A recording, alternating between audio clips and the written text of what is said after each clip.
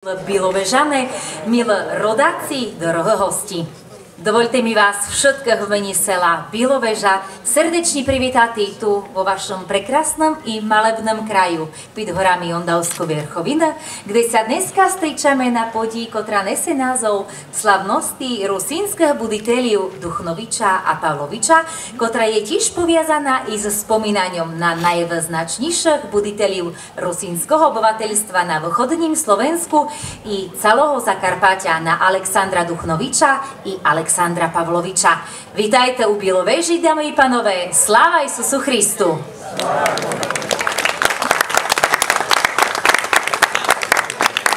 Znate, jak sa hovorí, že što selo, to potík, a što Rusín, to kotrýkoľvek dobrý človek. Tak ja víriu, že dneska sme sa tu v takej príjemnej atmosféry samodobre ľudia stretli. Ja znam, že ste možek očakovali, že tu príde taký veľký chlobiak hora, taký, što sa tu narodil a dlho žil, štívkohý, a že možek ja im pre vás také perekvaplíňa, ale vin nemých, takže víriu tomu, že ho dobrý zastupľu. Nikda to už nebude také, bo predsa len to jeho zamatový holos, to sa nedá nahradiť. No ale víriu, že všetko dobrý píde, tak jak má. Dámy i panové, jak je dobrým zvykom, úvod programu furt patrí domášným účinkujúcim a inakšie to nebolo ani dneska. Svojím šumným spivom sa nám predstavili vaše domášni, a to folklórna grupa Bilovežanka. Hlavnými organizátorami dnešnej podії je obec Biloveža i rusínska obroda na Slovensku. Dámy i panové, a teper mi už dovolte medzi nami privítať za vašeho veľkého aplauzu starostu sela Biloveža, pána magistera Miroslava Marka, ktorého prošu o slavnostný príhovor i o oficiálne otvorenia dnešnej podії. Pán starosta, nech sa ľúbiť.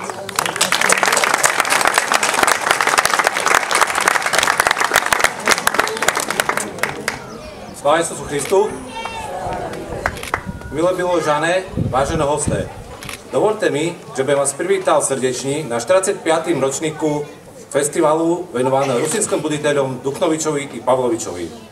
Veľmi mňa teší, že sme dokázali utrymať tradíciu folklórneho festivalu tu u nás v Biloveži, na ktorým sa môžeme kľudní kultúrni vyžatí a zároveň sa spoločne so svojimi známymi stretnutí a porozpraviatí.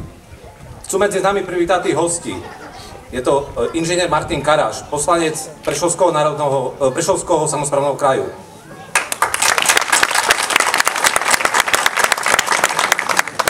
Magistra Martina Jutku, riaditeľa Úradu práci, sociálnych vecí a rodiny v Bardejove. Chcú vám odovzdať pozdrav od doktora Petra Šucu, poslanca Národnej rady, ktorý sa ospravedlnil, chcel prísť tu dneska, ale nakoľko záran majú do rokovania v Bratislavi, tak sa ospravedlnil, že dneska nemôže prísť.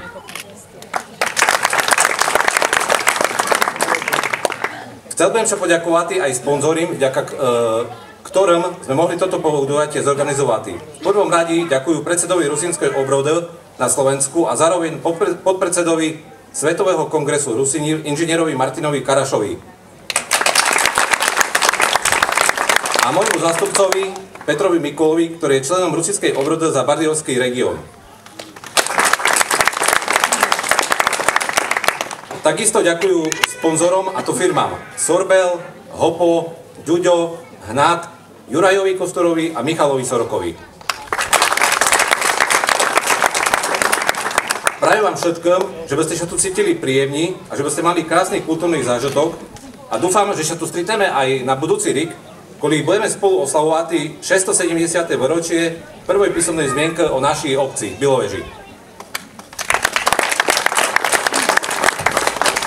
Ďakujem vám všetkým v mene obecného zastupiteľstva, že ste prijali pozvanie na toto slavnosti a prajú vám bohatý kultúrny zážitok.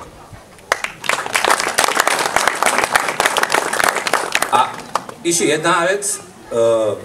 Toho roku Bilovežanka súbor oslavuje 45 rokov. Rád by im poďakoval za to, že tak dlho vytrvali a dúfam, že budú trvať ešte ďalšie 45 rokov. Chcel by im poďakovať vedúci súboru pani Baroviakovej.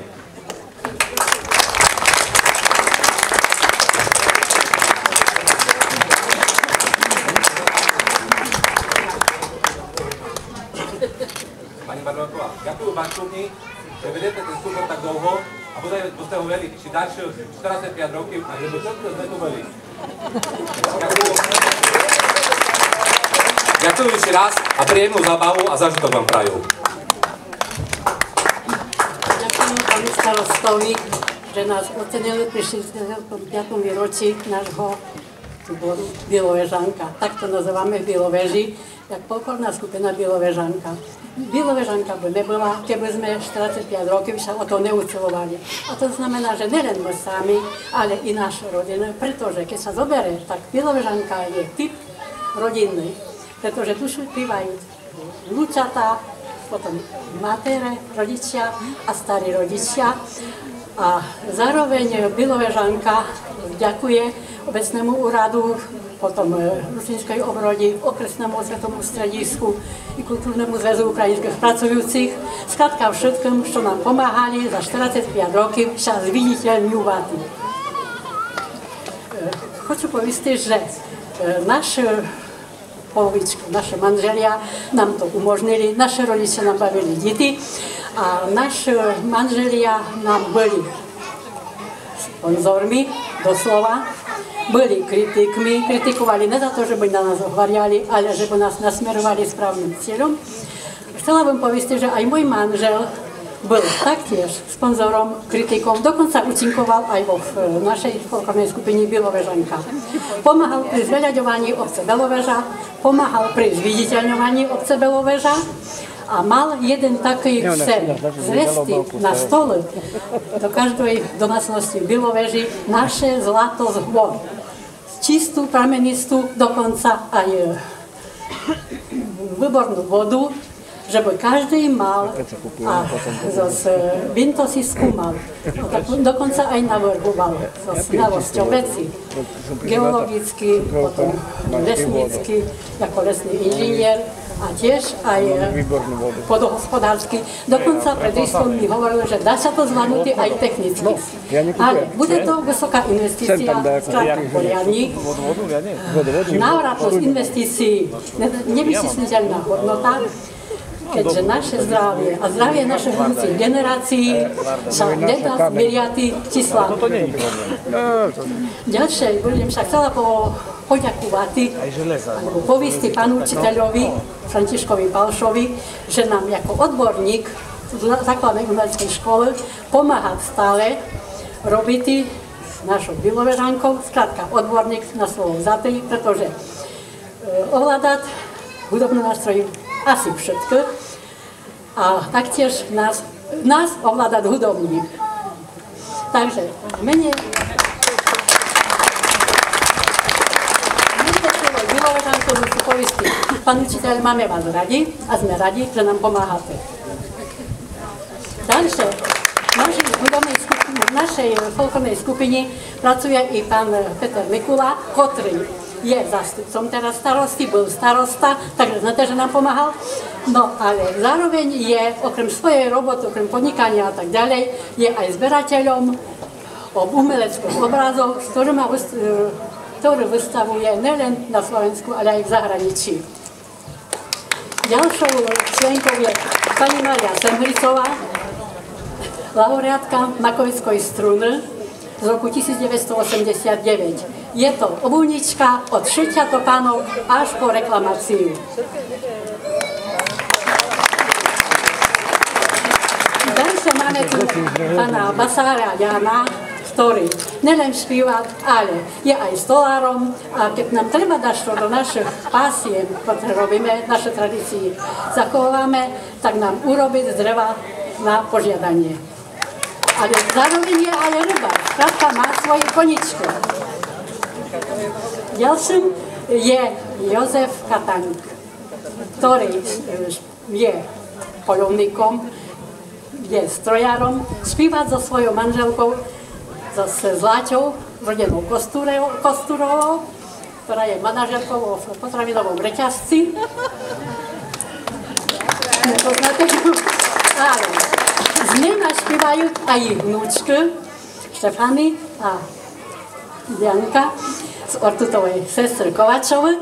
Ale chcem vám pripomňanúť, že ja zo svojho mladosti, zo svojho detstva pamätám, že jedného ryselom chlop, bili košeli, rukavu popiska súvaného, na pleci harmonika. Kto? Molodý zajačik.